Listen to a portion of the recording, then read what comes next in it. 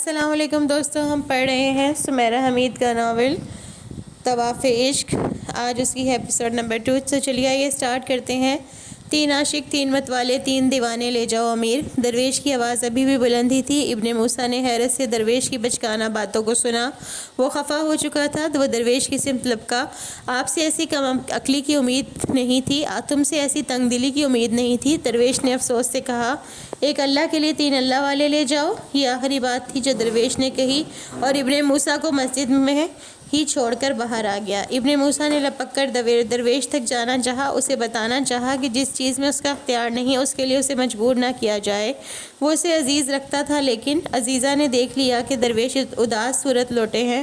اس کے دل کو دھکا لگا۔ درویش کی شہر میں بہت عزت تھی، انہیں انکار کرنا مشکل تھا، اور اگر انکار نہیں ہو سکتا تھا تو اس کا مطلب صاف تھا کہ وہ مر کر بھی حج پر نہیں اور اگر انہیں انکار ہو سکتا تھا تو اس کا مطلب صاف تھا کہ وہ مر کر بھی حج پر نہیں جا سکتی۔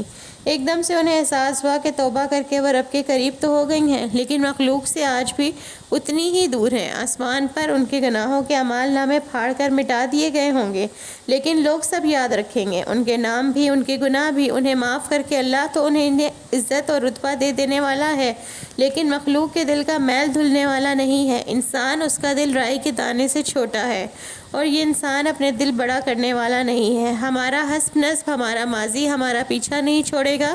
چکی پیستے ہوئے جنت زیر لب بڑبڑائی۔ درویش کی بیوی کم گو تھی، لیکن اس نے تسلی بخش نظر جنت کی طرف اٹھائی تھی۔ تم نے شکایت کرنی تھی، شروع کر دی۔ ہم نے نرمی سے کہا، کیا امیر الحج نے اس لیے انکار کر دیا کہ ہم آمنہ پوچھے بغیر نہیں رہ سکی؟ آگے کچھ نہ کہنا آمنہ، میرے دل کو تکلیف نہ دو۔ میں ایسی زمین پر آباد ہوں جہاں حق کی روشنی تو پہنچی ہے، لیکن اس روشنی پر ابھی تک اندھیرے غالب ہیں۔ آج بھی لوگوں کی وہی سوچ ہے جو اسلام آنے سے پہلے تھی۔ جن باتوں کو جاہلیت قرار دیا گیا ہے، ان کے نام بدل کر لوگوں نے انہیں قاعدے قانون کا نام دے دیا ہے۔ حق تو آ گیا، لیکن دلوں کا باطل نہیں مٹا۔ آمنہ خاموشی سے اٹھ گئی، نہ اٹھتی تو پتہ نہیں کتنے سال اور سوال پوچھتی۔ وہ شوق و چنچل تھی، پیچھے جو کچھ چھوڑا آگے اس سے بڑھ کر پا لیا۔ کھردری زمین پر پیال پر سوتے ہوئے اس نے اپنی ہنسی کو کند نہیں ہونے دیا، لیکن اب ایسے لگا کہ وہ کبھی مسکرا ہی نہیں سکے گی۔ وہ کبھی اس حقیقت کو بھول نہیں پائے گی کہ وہ کون ہے اور کیا کرتی رہی ہیں۔ کیا ہمیں اپنے گناہ یاد رکھنے چاہیے یا اوقات؟ جنت نے درویش کی بیوی سے پوچھا۔ وہ وسوسوں کا شکار تھی۔ تمہیں صرف اللہ کی رحمت کو یاد رکھنا ہے، تمہیں تمہاری حیثیت خود بخود معلوم ہو جائے گی۔ رحمان کی رحمت کو یاد رکھنے کے لیے انہیں اپنی حیثیت بھولنی تھی۔ عزیزہ خاموش تھی، لیکن اندر ہی اندر غصے سے بل کھا رہی تھی۔ وہ اپنا غصہ نکال دینا چاہتی تھی۔ درویش نے لاکھ سمجھایا کہ غصہ عقل کا دشمن ہوتا ہے، لیکن وہ اس دشمن کو پال پوس کر بڑا کر دیا کرتی تھی۔ عقل ویسے بھی ہر وقت استعمال میں نہیں لائی جا سکتی۔ وہ دل کی کمزور ہو سکتی تھی، لیکن ارادوں کی مضبوط تھی۔ سرباز درویش سے ملاقات کے بعد اس نے نیت کر لی تھی کہ وہ جلد سے جلد اپنی جگہ چھوڑ دے گی۔ 2 دن بعد وہ ان دونوں کو ساتھ لے کر درویش کے ساتھ سیدھے راستے کی طرف آ گئی تھی۔ راستہ جتنا سیدھا ہو اس پر چلنا اتنا ہی مشکل ہوتا ہے۔ پتھر نہ ملے تو کنکر ملتے ہیں، حق پر چلنے والوں کو اعزاز نہ ملے تو دھتکار ملتی ہے۔ تائب ہونا آسان تھا۔ ہر وہ کام جو بندے اور اللہ کے درمیان ہوتا ہے آسان ہوتا ہے۔ وہ آسانیاں دیتا ہے، فرض دیتا ہے تو قضا بھی رکھتا ہے، گناہ کے بعد توبہ کی شفا بھی دیتا ہے۔ یہ وصف انسانوں نے نہیں اپنایا۔ تینوں کے لیے وہ رات کانٹوں کا بستر تھی۔ جس دن درویش انہیں ملا تھا، انہیں ہدایت مل گئی تھی۔ جس دن محمل شریف پر ان کی نظر پڑی تھی، انہیں راستہ مل گیا تھا۔ جس لمحے حج کی نیت کی، اسی لمحے بندگی کی منزل دکھائی دی۔ سفر زندگی کا ہو یا بندگی کا، ارادے کی مضبوطی شرط ہے۔ یہ حقیقت جان لینے کے بعد کہ وہ کبھی بھی حج کے لیے نہیں جا سکیں گی، ان کے دل گہری اداسی میں گھر گئے۔ کوئی امیر الحج انہیں کاروان میں قبول نہیں کرے گا، کوئی انہیں خوش آمدید نہیں کہے گا، سب انہیں ملامت کریں گے کہ وہ کسوۃ الکعبہ کے ساتھ سفر کرنے کی جرات بھی کیسے کر سکتی ہیں۔ عزیزہ نے ایک جرت کی، وہ میدان کارواں میں امیر الحج کو ڈھونڈنے لگی۔ میدان کارواں میں مصر اور کرب و جوار کی ریاستوں سے قافلے آ چکے تھے۔ چند قافلے رہ گئے تھے جو اگلے دن تک پہنچ جانے والے تھے۔ شہر کے مہمان خانے، شاہی سرائے، میدان حاجیوں سے آباد ہو چکے تھے۔ میدان میں ہر طرف خیمے ہی خیمے تھے۔ قاہرہ کے لوگ حاجیوں سے ملنے کے لیے میدان کارواں آتے تھے۔ عزیزہ بھی آمنہ اور جنت کے ساتھ آئی۔ درویش کی بیوی اپنے ساتھ کھانے پینے کی کچھ ایسی زبردست چیزیں لائی تھیں جو سفر کی تکان کو زائل کرنے میں مدد دیتی ہیں۔ وہ چند عورتوں کو بہت عاجزی سے وہ چیزیں پیش کر رہی تھیں۔ عزیزہ نے امیر الحج کو انتظامات میں مشغول دیکھ لیا تھا۔ وہ منہ بنائے بغیر نہیں رہ سکی۔ وہ ضدی، بدتمیز اور منہ پھٹ مشہور تھی، لیکن درویش کے کہنے پر اس نے ان بیماریوں سے جان چھڑوا لی تھی۔ لیکن ایک بیماری ابھی تک اسے اتنی ہی چمٹی ہوئی تھی، وہ تھی بھڑک اٹھنے کی بیماری، چنگاری کی آگ بن جانے کی بیماری۔ اس کا دل چاہا کہ امیر کارواں کے پاس جائے اور کھری کھری سنا دے۔ وہ ایسا تو نہیں کر سکی، لیکن ایک معمولی سا پتھر اٹھا کر اسے غیر معمولی انداز سے مارے بغیر بھی نہیں رہ سکی۔ امیر کارواں بھی جلالی انداز سے پلٹے بغیر نہیں رہ سکا۔ وہ جو لوگ کہتے ہیں کہ توپ کے گولے تباہ و برباد کر دیتے ہیں، وہ لوگ نوکیلے پتھر کمر پر کھا کر دیکھیں، تباہ و برباد نہ سہی، خانہ برباد یہ بھی کر دیتے ہیں۔ پیچھے عورتیں، مرد، بچے، بوڑھے سب موجود تھے۔ جس طرف نظر اٹھتی اسی طرف انسان ہی انسان دکھائی دے رہے تھے۔ ہاں، ایک لڑکی چادر میں منہ چھپا رہی تھی اور ایسا کرتے ہوئے صاف دکھائی دے رہی تھی۔ وہ لمبے لمبے ڈگ بھرتا اس کے قریب آیا۔ اس نے بھی بھاگنے کی کوشش نہیں کی۔ گولا مار کر توپ زمین پر جم کر کھڑی رہی۔ تم نے مجھے پتھر کیوں مارا؟ وہ حیران ہوئی تھی، پریشان بھی ہوئی، گھبرا بھی گئی۔ لیکن آپ سے کس نے کہا کہ اب میں نے آپ کو مارا ہے؟ سوال کو گھمانا نہیں بھولی تھی۔ میں امیر کارواں ہوں۔ صحرا کی ہوا اپنا رخ بعد میں بدلتی ہے، میں اس کی سمت پہلے پکڑ لیتا ہوں۔ صحرا اور ہوا کے کچھ لگتے۔ ہاں، مارا ہے، موقع ملا تو اور ماروں گی۔ کوئی جن مل گیا تو احرام اٹھوا کے دے ماروں گی۔ جنوں کی فوج مل گئی تو ساری دنیا کے پہاڑ اٹھا کر دے ماروں گی۔ لڑکی غصے میں تھی، لیکن اس کی باتیں میں نے کیا کیا ہے؟ وہ ہنسنا چاہتا تھا، لیکن سنجیدہ صورت پوچھ رہا تھا، تم امیر الحج ہو لیکن دل کے سیاہ ہو۔ مصر کی شان، قاہرہ کا ہر دل عزیز امیر کارواں، لوگ رک رک کر اسے سلام کرتے تھے، احترام دیتے تھے۔ یہ لڑکی اسے دل کا سیاہ کہہ رہی تھی۔ کون ہو تم؟ اور کارواں میں شامل ہو کیا؟ ہاں، لیکن تمہارے کارواں میں نہیں، زندگی کے کارواں میں، جس کا امیر رب العالمین ہے۔ وہ لاجواب ہوا تھا، لیکن لڑکی کے غصے کی وجہ نہیں سمجھ سکا تھا۔ وہ جا چکی تھی، اس کی کمر سلگ رہی تھی۔ اس جیسے پہاڑ انسان کے لیے معمولی سا کنکر آگ کا گولا تو نہیں تھا، لیکن پشت جل رہی تھی۔ وہ گھر آیا تو بچے کارواں کارواں کھیل رہے تھے۔ وہ حج پر جانے والوں کے لیے کرے نکال رہے تھے۔ یہ اس کے خالہ زاد بھائی کے بچے تھے۔ اسے ان سے بہت پیار تھا، خاص طور پر احمد سے۔ ٹھنڈے پانی کا پیالہ منہ سے لگا کر نشست پر بیٹھ کر وہ دلچسپی سے انہیں دیکھنے لگا۔ اب وہ جانوروں اور اناج کی باتیں کر رہے تھے، رستہ دکھانے والے آسمان کے ستاروں اور ریت کے طوفان کی۔ انہیں دیکھ دیکھ کر ہنستا رہا۔ وہ اس کی نقل اتار رہے تھے۔ جب کارواں کی روانگی کا وقت آیا تو کھیل میں شامل سب بچے اپنا اپنا سامان اٹھا کر اپنے فرضی جانوروں پر سوار ہو گئے، اور مٹی میں کھیلتا 6 سالہ احمد ایک دم سے مچل کر ان کی طرف لپکا۔ وہ عام بچوں جیسا نہیں تھا، اسے دماغی مسئلہ تھا۔ اس کی زبان میں لکنت بھی تھی۔ ابن موسیٰ نے لپک کر احمد کو اپنی گود میں اٹھایا، لیکن وہ مچل رہا تھا، رو رہا تھا، سب بچوں کو گالیاں دے رہا تھا کہ وہ اسے چھوڑ کر جا رہے ہیں۔ ابن موسیٰ نے جلدی جلدی اس کا سامان تیار کیا اور اسے فرضی جانور پر سوار کر کے کارواں میں شامل کرنا چاہا تو امیر کارواں دانیال چلا اٹھا، یہ ہمارے ساتھ نہیں جائے گا چچا۔ لیکن کیوں؟ بھائی کو پیچھے چھوڑ کر جا رہے ہو؟ بری بات ہوتی ہے۔ لیکن یہ روتا اور چلاتا ہے، یہ گالیاں دیتا ہے، یہ برا انسان ہے۔ یہ برا انسان نہیں ہے، اسے اچھے برے کی سمجھ نہیں ہے، جلد ہی یہ سمجھدار ہو جائے گا۔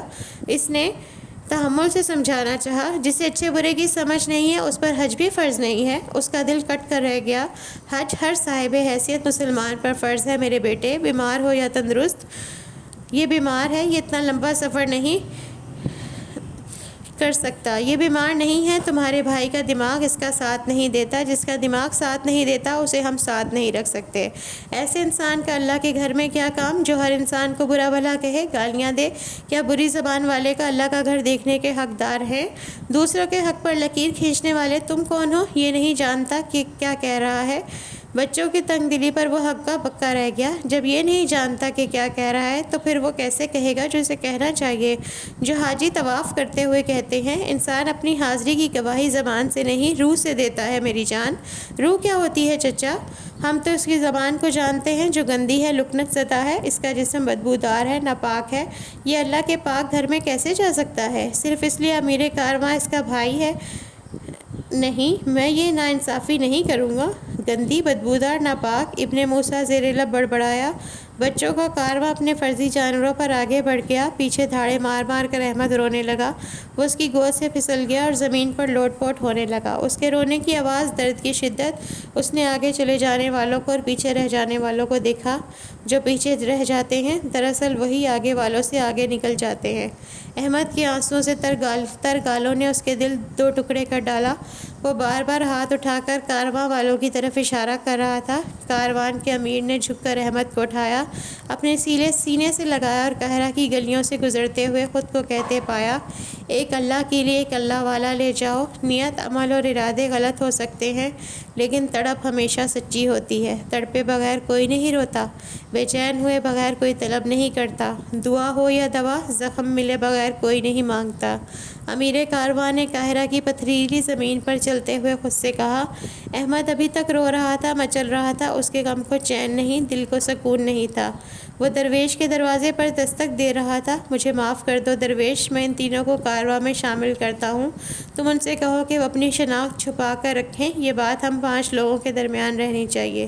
دروازہ کھلتے ہی امیر الحج نے اپنی نم آنکھیں پہنچے بغیر کہنا شروع کر دیا۔ سامنے درویش نہیں عزیزہ کھڑی تھی۔ وہ حیران امیر الحج کی صورت دیکھ رہی تھی۔ وہ شرمندہ تھی، خوش تھی، خوشی سے بے قابو تھی۔ کس چیز نے آپ کے ارادے کو بدل دیا؟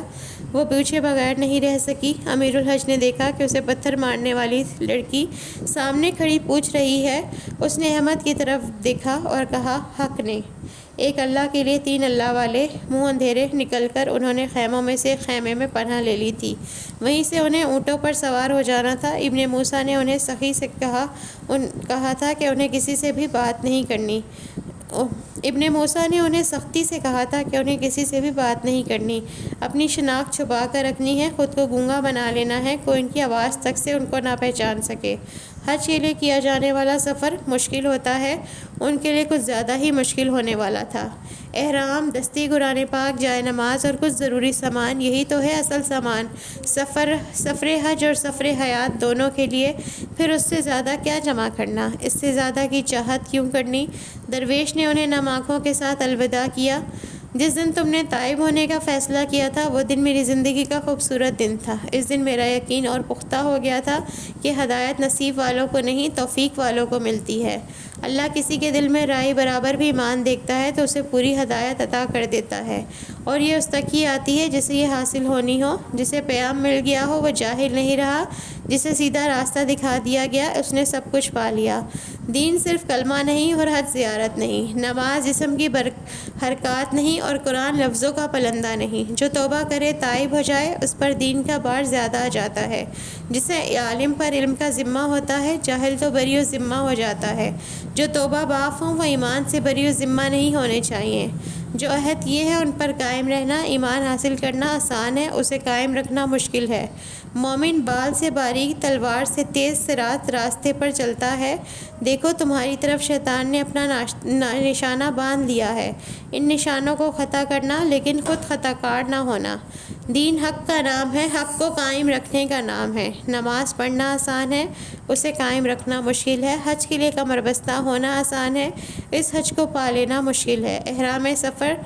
احرام سفید ہوتا ہے کیونکہ اعمال کی سیاہی کو سمیٹ لیتا ہے، چھپا لیتا ہے۔ سفید جس سے نکل کر ہر رنگ بنتا ہے لیکن یہ کسی رنگ سے نکل کر نہیں بنتا، یہ خالص اور یکتا ہے۔ تمہارے لیے اللہ نے یکتا رنگ کو پسند کیا ہے اور بہترین رنگ تو اللہ ہی کا رنگ ہے، اسے اپنا لو گی تو پھر پیچھے بھی رہ جاؤ گی تو بہت آگے نکل جاؤ گی۔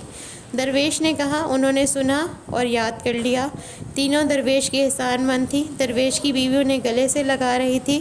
انہیں رخصت کرنے والے بس یہی 2 لوگ تھے۔ کارواں کو رخصت کرنے مصر کا ہر خاص و عام آیا تھا۔ مسجد کے امام نے حاجیوں کے لیے اجتماعی دعا بھی کروائی تھی۔ حج اور سفر اور حج کی فضیلت بیان کی گئی تھی۔ جس وقت اونٹوں نے اپنے گھٹنے کھڑا کیے اور حاجیوں کو رخصت کرنے والے ہجوم نے اللہ اکبر کے نعرے بلند کیے تو عزیزہ سے اپنی خوشی سنبھالنی مشکل ہو گئی۔ اس نے پیچھے بیٹھی آمنہ کو دیکھا، دائیں طرف جنت کا اونٹ تھا اور وہ ایک خاتون کے ساتھ بیٹھی تھی۔ ان تینوں نے درویش کو ہجوم میں ڈھونڈنا چاہا لیکن درویش کی بیوی تو دکھائی دی لیکن درویش نظر نہیں آیا۔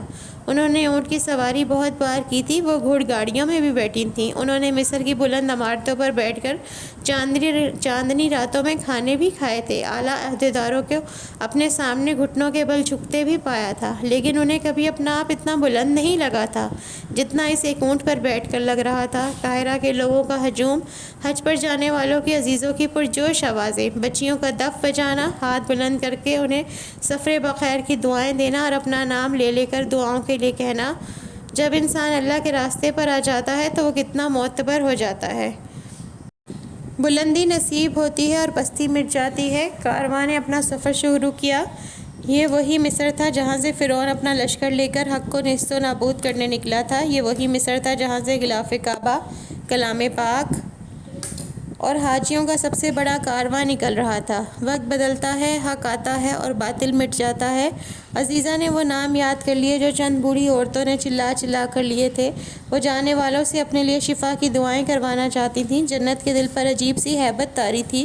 10,000 حاجیوں کا کارواں، زمین کے ہر کونے سے نکل کر زمین کے ایک گھر کی طرف جانے والے حجاج کرام، وہ محبت بھی تھی اور مشکور بھی۔ آمنہ نے گردن گھما کر پیچھے دیکھا۔ سب کچھ پیچھے رہ جاتا ہے، ایک بندہ اور اس بندے کا رب رہ جاتا ہے۔ کھلا صحرا، ستاروں بھرا آسمان، اونٹوں اور گھوڑوں کے چلنے کی آواز اور مشعلوں کی روشنی اور تسبیح کائنات، تسبیح زمین و مکان، ان تینوں کی سواریاں پیچھے تھیں۔ دور آگے تک ایک لمبی لکیر تھی جو دکھائی دیتی تھی، صحرا کے صوفیانہ خاموشی اور کارواں کی درویشانہ چال۔ عزیزہ کا معصوم دل اس منظر پر آفریں تھا۔ وہ اس جلالی منظر کے قیام و طعام پر اپنے دل کو اپنی خوشی سے مکمل پاتی تھی۔ زمین و آسمان سے سمٹ کر ہر ذی روح سفر کمال کو جا رہی ہے۔ جو کل حاصل نہیں تھا وہ آج حاصل کرنے جا رہی ہے۔ سفر رب یہ پیدائش سے موت تک کا سفر ہے۔ سفر رضا یہ ایک عمل سے دوسرے عمل کا سفر ہے۔ تینوں سر اٹھا کر آسمان دیکھ رہی تھیں۔ انہیں یہ توفیق اب حاصل ہوئی تھی کہ وہ جان سکیں زمین و مکان دراصل ہے کیا۔ آسمان کا تھال، چراغوں کا مکان، یہ دراصل کس کی عظمت کو بیان کرتا ہے؟ صحرا کی وسعت، صحرا کی گرمی، سختی اور نرمی، اس کی استادی، اس کی چالاکی، اس کی چال بازی، اس کا دلار، اس کی مہربانی اور اس کی بزرگی زندگی کی نمائندہ ہے۔ پیغمبر بدل جاتے ہیں لیکن پیغام ایک ہی رہتا ہے۔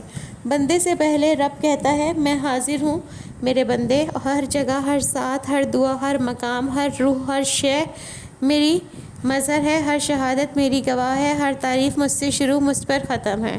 یہ سفر کا 20واں دن تھا۔ گرم موسم کے دن تھے۔ کبھی موسم معتدل ہو جاتا تو ان کا سفر تیز اور آرام دہ ہو جاتا۔ وہ دن میں پڑاؤ کرتے اور دن ڈھلتے ہی سفر شروع کر دیتے۔ ایسے سفر کے لیے صاحب حیثیت ہونے کے ساتھ ساتھ صاحب ہمت ہونا بھی بہت ضروری تھا۔ سفر لمبے ہی ہوتے ہیں لیکن جو سفر کٹھن اور سخت ہوں وہ جہاد ہوتے ہیں۔ جس انسان نے اللہ کی عظمت کی معمولی سی جھلک دیکھنی ہو وہ صحرا کی وسعت میں آسمان کی وسعت دیکھے، رات میں دیکھے اور ستاروں کی قربت میں دیکھے۔ عزیزہ نے سر کو آمنہ کی سمت جھکا کر کہا، اور کیا کرے؟ آمنہ نے سر پیچھے اس کی سمت گھما کر پوچھا، اور پھر وہ کائنات کی آواز سنے کہ کائنات کیسے تسبیح کرتی ہے۔ وہ اپنے کان کائنات کی تسبیح پر مرتکز رکھنا چاہتی تھی۔ کائنات کیسے تسبیح کرتی ہے عزیزہ؟ الحمدللہ رب العالمین، رب العالمین، رب العالمین، رب العالمین، رب العالمین کے جہاں میں قلعے نما 4 دیواری تھی۔ کاروان سرائے حاجیوں کے عارضی قیام کے لیے خلیفہ نے بنوائی تھی۔ ایک کنواں تھا، چھوٹی سی مسجد تھی، بیٹھنے اونگنے آرام کرنے کے لیے کچھ سایہ دار مقام بنے تھے۔ یہاں پرندوں کے غول اتر رہے تھے۔ قافلوں کارواؤں کے نشان زمین پر دیکھے جا سکتے تھے۔ عارضی چولہے اور کچھ استعمال کی چیزیں، دیواروں میں ہاتھ برابر کھو میں کچھ برتن رکھے تھے۔ آگے نکل جانے والے پیچھے آنے والوں کو اپنی کچھ نشانیاں دے رہے تھے۔ آپ خورے، عطر کی چھوٹی کپیاں، کپڑے کی پوٹلی میں بندھے اپنی سرزمینوں کے کچھ معمولی زیور اور کچھ تسبیحات اور ہاتھ کی کڑھائی سے سجے حجاب۔ عزیزہ کے ہاتھ میں کپڑے کی پوٹلی آئی تھی۔ وہ اتنی خوش تھی جیسے دنیا جہاں کا خزانہ مل گیا ہو۔ کسی قافلے یا کارواں کی عورت نے اجنبی سرزمین کی اجنبی لیکن دوست عورت کے لیے ایک تحفہ رکھا تھا۔ اس نے محبت کا ایک پیغام دیا تھا، دوستی کا معمولی لیکن گہرا اشارہ۔ عزیزہ نے محبت کا پیغام پا لیا، دوستی کا ہاتھ بڑھا دیا تھا۔ وہ کان کے زیور آنکھوں کے سامنے لا کر دیکھ رہی تھی۔ یہ تم اپنے نکاح پر پہن لینا، بے ساختہ جنت کے منہ سے نکلا۔ پتہ نہیں کس نیک بخت خاتون کے زیور ہیں، اس کی نیک بختی کا سایہ تم پر بھی پڑ جائے گا۔ آمنہ عزیزہ کے لیے خوش تھی۔ عزیزہ بھی بدلے میں خوں میں کچھ رکھنا چاہتی تھی، لیکن اس کے پاس کوئی زیور نہیں تھا۔ خرچ کے لیے ان کے پاس سکے تھے، یہ ان کی محنت کی کمائی تھی۔ درویش نے کہا تھا سفر میں سفر خرچ کی ضرورت پڑتی رہتی ہے، وہ یہ سکے سنبھال رکھیں۔ اس نے کچھ دیر سے سوچا، پھر 3 سکے نکال کر خوں میں رکھ دیے۔ جو دینا چاہتے ہیں وہ بھوکے رہ کر بھی دے دیتے ہیں۔ سخاوت سونے کے پہاڑ دینے کا نہیں نام، سخاوت اپنی بھوک رکھ کر کسی دوسرے کی بھوک مٹا دینے کا ہے نام، ضرورت پوری کر دینے کا نام ہے۔ وہ بھی اجنبیوں کو دوستی کا پیغام، ایک عدد تحفہ دینا چاہتی تھی۔ آمنہ کے ہاتھ کپڑے کے پراچے پر لکھا ایک خط آیا۔ زبان فارسی تھی، وہ پڑھنے سے قاصر تھی۔ کارواں میں کچھ لوگ یقیناً فارسی پڑھتے ہوں گے، لیکن وہ کسی کے پاس نہیں جانا چاہتی تھیں۔ درویش نے منع کیا تھا کہ وہ کسی سے بات نہ کریں۔ خط کو اس نے سنبھال کر اپنے پاس رکھ لیا۔ جنت کے ہاتھ ایک تسبیح آئی، یہ لکڑی کے دانوں کی تسبیح تھی۔ وہ تسبیح کی خوبصورتی پر حیران تھی۔ اسے یقین نہیں آ رہا تھا کہ ایسا باکمال تحفہ اسے مل سکتا ہے، وہ بھی ایسے صحرا میں اور ویرانے میں۔ جو ہماری چیزیں ہوتی ہیں وہ ہمیں ہی ملتی ہیں، ان کی حفاظت فرشتے ہمارے لیے کرتے ہیں۔ عزیزہ نے مسکرا کر کہا۔ آمنہ اور جنت نے ناسمجھی سے عزیزہ کو دیکھا۔ کیا واقعی میں؟ ہاں، یہی دیکھ لو کہ اتنے بڑے کارواں میں یہ سب چیزیں ہمیں ہی نصیب ہوئی ہیں، یہ ہماری ہی تھیں، ہر صورت ہمیں ہی ملنی تھی۔ انسان کو اللہ کی رحمت پر یقین ہونا چاہیے۔ اللہ اپنے بندوں کو تحائف دینا جانتا ہے اور وہ ان کے نصیب کی چیزوں کی حفاظت رکھتا ہے۔ سورج سر پر تھا، دن گرم تھا۔ کنویں کے پانی سے منہ پر چھینٹے مارتے، کارواں والوں کی آوازوں کا شور سنتے، گرم لو کے تھپیڑے سہتے وہ مر جانے کی حد تک خوش تھی۔ درویش نے بالکل ٹھیک کہا تھا، وہ اصل کے مقابلے میں گھاٹے کا سودا کر رہی ہیں۔ اگر وہ پلٹ کر اصل کی طرف نہیں آئیں تو نقصان میں رہیں گی۔ توفیق کی رحمت نے انہیں گھاٹے کے سودے سے بچا لیا تھا۔ وہ نماز ظہر کے لیے اپنی جائے نماز بچھا رہی تھیں۔ ادھر ادھر کارواں کھانے پینے سستانے میں مصروف تھا۔ اونٹ بان اونٹوں کو پانی پلا رہے تھے، گھوڑوں کی تھوڑی نازبرداریاں کی جا رہی تھیں۔ اونٹ جتنا اللہ لوگ جانور ہے، گھوڑا اتنا ہی شوخا اور لاڈلا، پاؤں پاؤں چلنے والا بچہ بھی اونٹ کی بان پکڑ کر اسے کہیں بھی لے جا سکتا ہے۔ درویشی اور عاجزی اونٹ کی روح پر اتنی غالب آ چکی ہے کہ پیدا ہوتے ہی اس کے چہرے سے بزرگی چھلکنے لگتی ہے۔ جانوروں میں ایسی بزرگ صورت صرف اونٹ کو ہی نصیب ہے۔ کیا یہ لوگ اونٹوں کو نہیں دیکھتے کہ انہیں کیسے پیدا کیا گیا ہے؟ القرآن کلام پاک مالک دو جہان ہے، ان کا ذکر آسمانوں، پہاڑ، زمین سے پہلے کیا ہے۔ یہ نمازی کی طرح جھکتا اور ایمان والوں کی طرح کھڑا ہوتا ہے، اس لیے یہ نبیوں کا سواری رہا ہے۔ عزیزہ کا سستانے کا کوئی ارادہ نہیں تھا، وہ گھوم پھر کر کارواں دیکھ رہی تھی۔ اس نے چہرے پر نقاب کھینچا ہوا تھا۔ وہ کارواں کے لوگوں کو دیکھنا چاہتی تھی جو اس کے ہم سفر تھے، جو پڑاؤ کے ہم نشین تھے، اس لیے یہ کارواں ایک پورا جہاں تھا اس کے لیے۔ وہ ساری دنیا نہیں گھوم سکتی تھی، لیکن وہ ساری دنیا سے کٹے ہوئے جہاں کو دیکھنا چاہتی تھی۔ ایک خاتون ٹھہر ٹھہر کر کلام پاک پڑھ رہی تھی۔ وہ پڑھتی جاتی، روتی جاتی، پتہ نہیں وہ رب کی عظمت پر عقیدہ تھی یا اس کی محبت پر۔ کچھ دور ایک اونٹ باندھ سر کے نیچے بازو رکھے سو رہا تھا، اس کے دن کے خراٹے رات کے جھینگروں کو مات دے رہے تھے۔ اس کا اونٹ اس کے سر پر جھکا اس سے لاٹ کر رہا تھا، اپنا منہ اس کے منہ کے قریب لا کر اس کے منہ پر کھیل تماشا کرتی مکھیوں کے کھیل برباد کر رہا تھا۔ عزیزہ ہنستی، کیسی بے فکری نیند ہے اس کی، جی چاہتا ہے اس کے سر کے نیچے سے اس کا تکیہ اور بازو کھینچ دوں۔ میرا خیال ہے کہ مجھے کچھ کنکریاں اکٹھی کر کے تمہیں دے مارنی چاہیے، تمہارے اندر کا شیطان ابھی بھی زندہ ہے۔ آمنہ اس کا بازو پکڑ کر کھینچ کر آگے لے گئی کہ وہ اس بیچارے معصوم کو معصومانہ نیند سو لینے دے۔ ادھر ادھر یہاں وہاں کتنے ہی لوگ ٹولیاں بنا کر بیٹھے ہوئے باتیں کر رہے تھے۔ عزیزہ نے غور کیا تو اسے محسوس ہوا کہ ان میں بہت سے لوگ ایک دوسرے کی زبان ٹھیک سے سمجھ نہیں رہے، لیکن وہ باتیں ایسے کر رہے تھے جیسے زبان اور کلام کوئی مسئلہ ہی نہ ہو۔ انہیں سب سمجھ میں آ رہا تھا، انہیں سب معلوم ہو رہا تھا۔ ہاتھ لہرا لہرا کر جوش سے اشارے کرتے ہوئے شاید وہ سب اپنی سرزمینوں کے قصے کہانیاں سنا رہے تھے۔ عزیزہ کو شوق ہوا کہ کوئی قصہ اسے بھی سنا دیا جائے، لیکن اس کے لیے ان کے قریب جا کر بیٹھنا منع تھا، جو وہ کر نہیں سکتی تھی۔ جنت نے اسے صاف صاف دھمکی دی تھی کہ اس نے حرکت کی تو وہ واپسی پر درویش سے اس کی شکایت کرے گی۔ کچھ کنکریاں تمہیں بھی پڑ جانی چاہیے، تمہارے اندر کا چغل خور شیطان ابھی بھی زندہ ہے۔ عزیزہ کا منہ بن گیا۔ چغل خور شیطان گردن کو خم دے کر آگے بڑھ گیا۔ دیوار کے سائے میں 20-22 عورتیں بیٹھی باتیں کر رہی تھیں، کچھ شوہر کی، کچھ بچوں کی، باقی ساس کی۔ ان کی باتیں لاجواب تھیں۔ تینوں ان کے ساتھ جا کر بیٹھ گئیں اور چغلیاں سننے لگیں۔ دیکھ لو، نکاح ایسا جان کا عذاب ہے۔ آمنہ نے سرگوشی کی۔ میرا خیال ہے اصل عذاب صرف ساس ہے۔ جنت کو بڑا مزہ آیا۔ عورتوں کے شکوے کبھی ختم نہیں ہوتے، وہ صحرا کے سفر پر کارواں کے ساتھ ہی کیوں نہ ہوں، انہیں اپنا پیچھا نہیں بھولتا۔ شوہر، بچے اور ازجان ساس، دنیا میں کوئی عورت اتنی بدنام نہیں جتنی ساس، ہے نا عزیزہ؟ مجھے کیا پتا، میں نے کون سا کسی بدنام زمانہ ساس کو بھگتا ہے۔ اچھا چلو فرض کرتے ہیں تمہاری ایک عدد ساس ہے، تمہاری جان کا عذاب ہے، تو تم کیا کرو گی؟ کیا مطلب کیا کروں گی؟ خدمت کروں گی، ساس کا دل بدلنے کی کوشش کروں گی، پھر بھی وہ نہ بدلی تو پھر ان کے دن اور جون دونوں بدل دوں گی۔ عزیزہ نام ہے میرا اور ساس نامی معرکہ سر کر کے ہی رہوں گی۔ تینوں نے کہکا لگایا، لیکن وہ تین عورتوں کے کانوں میں عزیزہ کے نیک ارادوں کی بھنک پڑ چکی تھی۔ وہ سر گھما کر اسے گھور رہی تھیں۔ وہ اس بدتمیز لڑکی کی شکل یاد کرنے کی کوشش کر رہی تھیں تاکہ بھول کر بھی وہ اسے اپنی بہو نہ بنا لیں۔ بھول جانے والی ساری باتیں بھلا کر وہ نئے سبق یاد کر رہی تھیں، صحرا کی کہانیاں سن رہی تھیں۔ عزیزہ ایک ٹیلے پر جا کھڑی ہوئی۔ آمنہ اور جنت بھی قریبی ٹیلوں پر کھڑی ہو چکی تھیں۔ اس نے دیکھا کہ بے آباد صحرا کو انسانوں نے آ کر آباد کر دیا۔ صحرا جو اپنی جان میں پورا تھا لیکن ادھورا تھا، اسے انسان نے آ کر مکمل کر دیا۔ زمین اپنے اوپر اور اندر جتنی بھی خاصیتیں رکھتی ہے، پہاڑ، دریا، جانور، صحرا، چرند پرند، خزانے، ان سب خاصیتوں کو انسان کی روح کی سانس لگتی ہے تو وہ بھی سانس لینے لگتی ہے۔ ہر شے کہیں نہ کہیں جا کر انسان سے جا ملتی ہے۔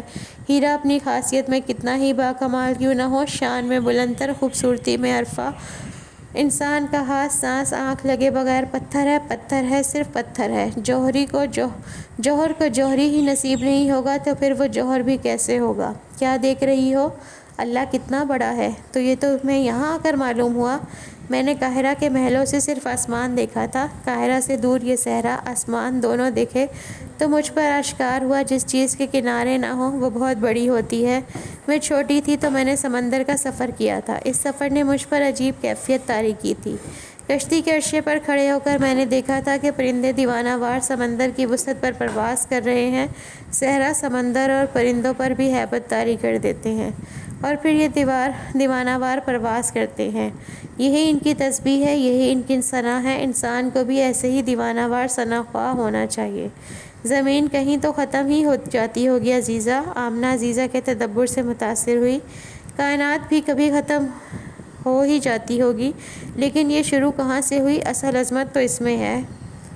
اب تم عالموں جیسی باتیں کرنے لگی ہو، جنت نے چلا کر کہا۔ کیا اس لیے حج فرض ہے کہ ہر انسان زمین کا سفر اختیار کرے کہ اس پر رب کائنات کی عظمت کی نشانیاں آشکار ہوں؟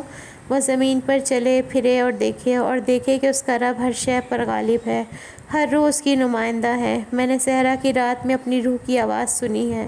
وہ کہتی ہے ایک سجدہ جسم کرتا ہے، ایک سجدہ روح کرتی ہے۔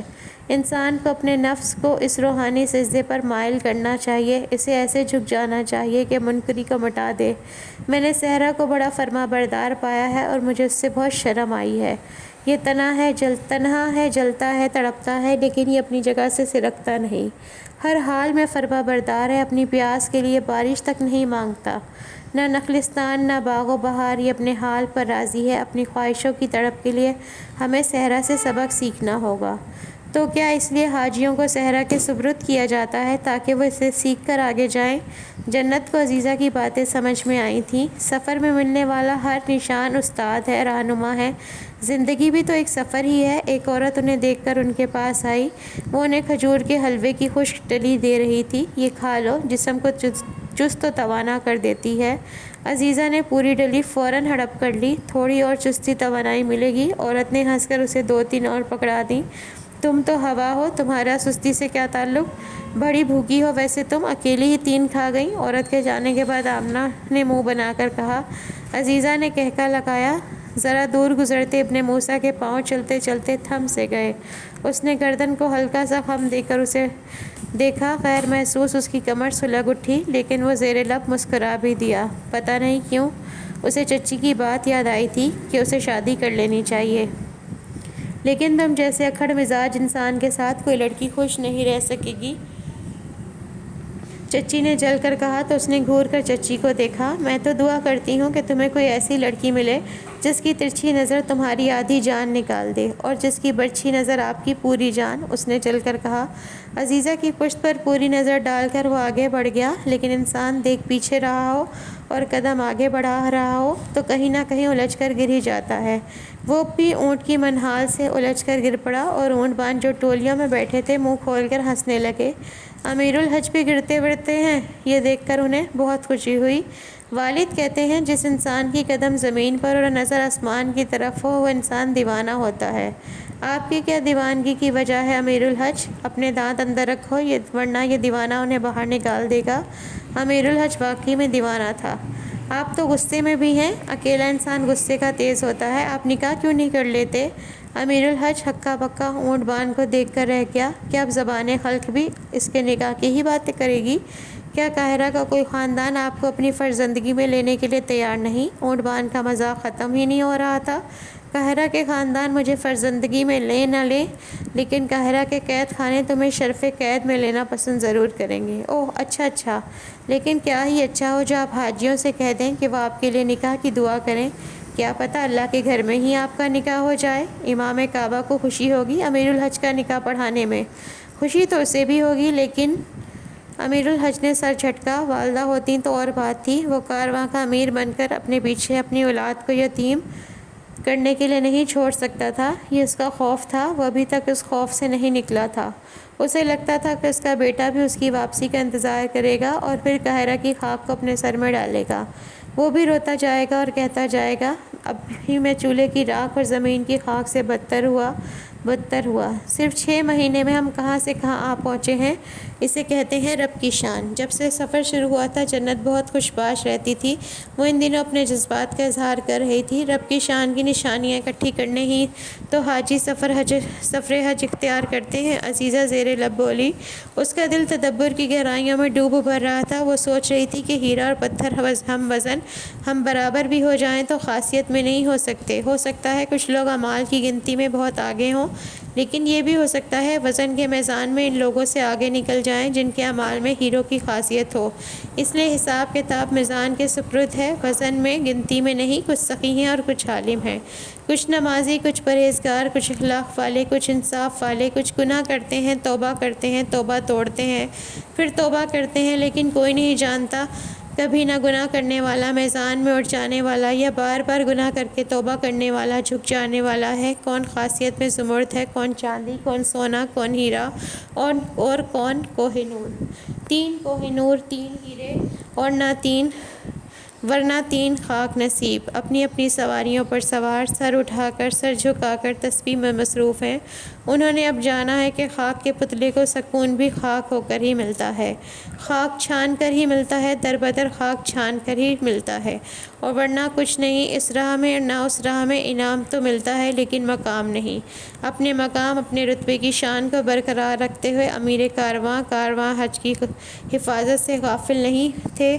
سب کچھ ٹھیک ٹھاک جا رہا تھا، وہ پوری طرح سے چوکنا تھے، قافلے والے بھی خوش تھے اور مطمئن بھی۔ وہ کھانا کھا چکا تھا، پانی کے لیے مشک منہ سے لگایا ہی تھا کہ ابن منصور اس کے سامنے آ کھڑا ہوا۔ اس کی آنکھیں بتا رہی تھی کہ اس کے دل کا حسد بڑھ کر کینہ میں بدل گیا ہے۔ کن تلوار کی طرح وہ خود کو ناکارہ سمجھنے کے لیے تیار نہیں تھا۔ یہ سفر کا 25واں دن تھا۔ جن 3 حاجیوں کے تم نے نام لکھوائے تھے، تم نے ان کے بارے میں نہیں بتایا کہ وہ کون ہیں؟ امیر کارواں نے اطمینان سے پانی کی مشک کا منہ بند کیا۔ میں نے کوئی نام نہیں لکھوائے، سنجیدگی سے کہا۔ یہ انسان حج کی تیاریوں کے پہلے دن سے اس کے پیچھے لگا ہوا تھا کہ کہیں کوئی موقع ہاتھ آئے وہ اسے امیر الحج کے عہدے سے دھکا دے اور اس کی جگہ پر کھڑا ہو جائے، ورنہ اسے سب کی نظروں سے گرا دے۔ کیا بات ہے تمہاری، یاد آیا تم نے نہیں لکھوائے تھے بلکہ خود لکھے تھے۔ سواری کے لیے 2 اونٹ تم نے شاہی استبل سے لیے تھے۔ کن کے لیے لیے تھے ابن موسیٰ؟ وہ اسے امیر الحج نہیں کہتا تھا۔ تم اندراج کی جانچ پڑتال کرتے رہے ہو، تم میری روح ٹوہ میں رہتے ہو۔ کس لیے؟ اس لیے کہ اس سال بھی امیر کارواں کا قرعہ میرے نام نکلا ہے۔ حسد کرنا چھوڑ دو، ہو سکتا ہے یہ میری زندگی کا آخری کارواں ہو، میں آخری امیر بنا ہوں۔ آج کی رات میری آخری رات ہو، جو نماز میں نے پڑھی ہے وہ بھی آخری ہو، پھر تم مجھ پر اپنی زندگی کی بے ثبتی ثابت کر کے مجھے متاثر نہیں کر سکتے۔ مجھے میرے سوالوں کا جواب دو۔ تمہارے سوال صحرا کے کانٹوں کی طرح نوکیلے اور ناکارہ ہیں۔ صحرا کے ڈاکوؤں کی طرح خواہش کے غلام نہ بنو ابن منصور۔ اپنے نفس پر قابو پانا سیکھو، اطمینان بھی اور مسکراہٹ بھی۔ تم نے کارواں میں کن لوگوں کو جگہ دی ہے اپنے موسیٰ؟ اس کی آواز بلند ہو گئی۔ میں تمہاری تشویش پر حیران ہوں۔ یہ کارواں حج کا ہے، اور جو مسلمان اپنی سواری رکھتا ہے، کھانا پینا خرچ وہ اس میں شامل ہو سکتا ہے۔ تمہیں اتنی فکر کیوں ہے؟ مجھے شک ہے کہ تم نے بدوؤں کے جاسوسوں کو کارواں میں جگہ دی ہے۔ یہ جاسوس کارواں پر حملہ کروا دیں گے۔ وہ اپنے سردار کو کارواں کے رستے کی خبر دیتے ہوں گے۔ ابن موسیٰ نے بے یقینی سے پاگل کو دیکھا اور ایک دم سے کہکا لگا دیا۔ تمہارا دماغ ٹھیک ہے؟ میری والدہ بدوؤں کے ہاتھوں شہید ہوئیں۔ میں بدوؤں سے سودے بازی کروں گا؟ تم پاگل ہو چکے ہو۔ ایمان بدلتے دیر نہیں لگتی، لیکن عقل آنے میں بہت دیر لگ جاتی ہے۔ اس نے اس کے شانے پر تھپکی دی۔ جاؤ جا کر صحرا کی سانس کے ساتھ سانس ملاؤ، شاید صحرا تمہیں کچھ حکمت سکھا دے۔ مجھ پر نظر رکھنے سے بہتر ہے تم اپنے دل پر نظر رکھو۔ کینہ عقل کا دشمن ہے، حسد اعمال کا، اور عداوت جان کی۔ اپنی ان 3 خصلتوں پر رحم کرو اور انہیں مشقت سے نکال لو۔ ابن منصور منہ پھیر کر چلا گیا، لیکن اس کی چال بتا رہی تھی کہ وہ باز آنے والا نہیں ہے۔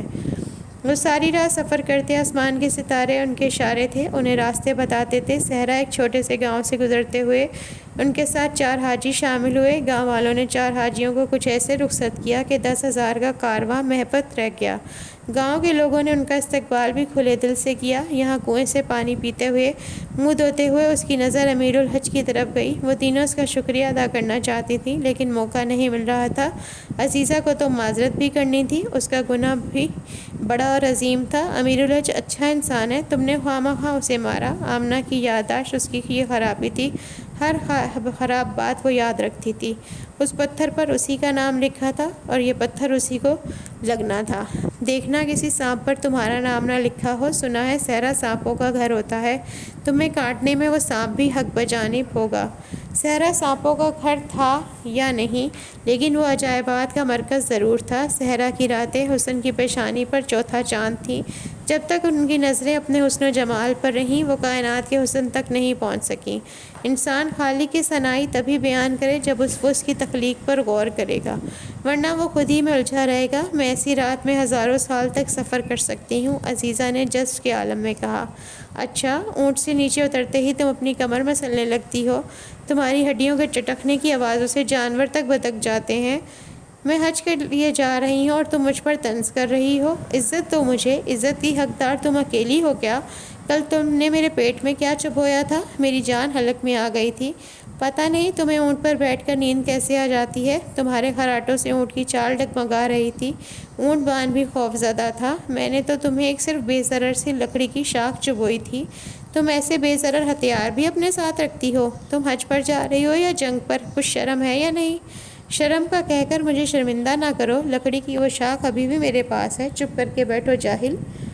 آمنہ نے گھور کر اسے دیکھا اور سر کو چٹک کر منہ پھلا کر سامنے دیکھنے لگی۔ وہ کئی بار جنت سے کہہ چکی تھی کہ وہ عزیزہ کے سامنے بیٹھ جائے، لیکن جنت اس خاتون کے ساتھ ہی چپکی ہوئی تھی، اسے اپنی والدہ بنا لیا تھا، ہر وقت ان کی خدمت میں لگی رہتی۔ اونٹ سے اترنے کے بعد قیام کے دوران وہ ان کے جسم کو آرام دینے کی کوشش کرتی۔ عورت بیمار تھی، لیکن اپنی بیماری ظاہر نہیں کرنا چاہتی تھی۔ بیمار کو کارواں میں شامل ہونے کی اجازت نہیں تھی۔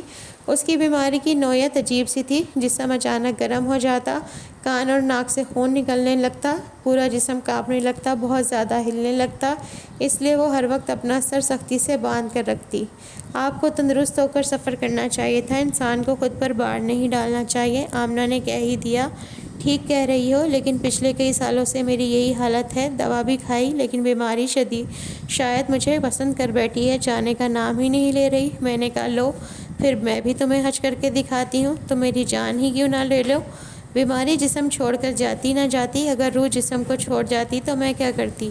تینوں نے خاتون کی ہمت کی داد دی۔ جنت تو اپنی پوری کوشش کرتی تھی کہ ان کا زیادہ سے زیادہ خیال رکھے۔ ایک بار عزیزہ اور آمنہ کے سامنے وہ جنت کی تعریفیں کر رہی تھیں کہ بہت پیاری لڑکی ہے، بہت سکھ دیا ہے، میرا خیال ہے یہ جنت کو اپنے بیٹے کے نکاح میں لینا چاہتی ہیں۔